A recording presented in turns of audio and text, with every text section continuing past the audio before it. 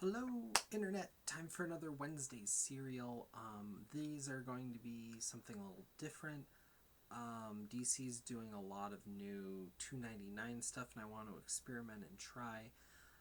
And so I want to do a bunch of relatively quicker videos, and I'm only going to be talking about the first probably 2 or 3 issues, depending on how long it takes me to go through some of this. So first up for this little docket, because it was the one that captured my attention the most, was Constantine the Hellblazer. We're so far 2 issues in, and I'm intrigued. I'm not completely sold yet. Now, there is writing of Ming Doyle and James Tynion IV, which Tynion in particular is a bit shaky, but I will say this. The first issue had something where it was building to a larger thing for the series, but also definitely had a quick, pithy little thing for the first issue. And it's fairly dense, all things considered, especially for a modern comic. There's a lot to it. They play with layouts in different ways. I find it fairly enjoyable. What's really pulling me out, though, is Riley Rossmo's pencils. It's a very cartoonish style, and it's interesting, but the lack of facial depth for a comic that's so much about the people and who they're talking to is a bit hard to swallow. I feel like the second issue was stronger than the first, though, in that regard, so I'm hoping maybe we'll get to see some growth come along really quickly. I will say the covers are interesting and dynamic, and that's also given me some hope. So I'm just hoping the art kind of cycles ahead.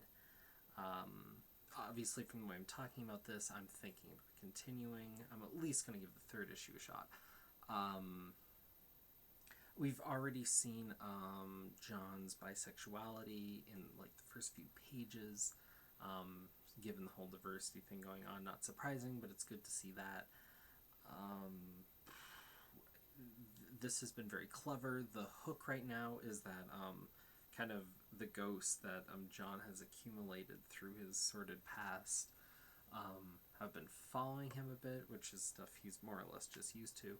But someone's knocking off the ghosts, and he's trying to deal with that and understand that. I mean, how do you kill a ghost, right?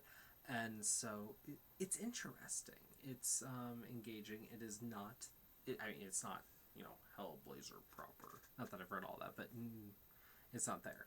And I don't think it can be, due to obvious restrictions as far as how much they're allowed to get away with and whatnot.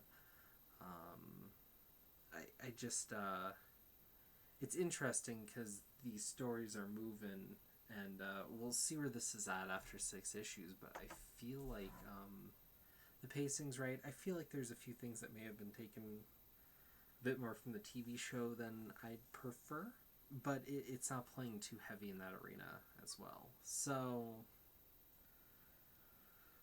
I don't know. And I didn't touch any of the new 52, just Constantine sans Hellblazer. So I'm not sure how this stacks up to that. But I'm curious to continue. And if you've been on the fence, I'd tip you to try it.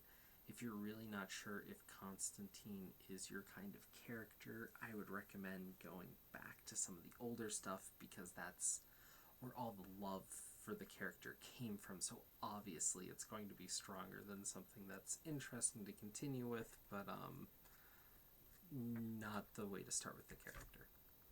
So there you go.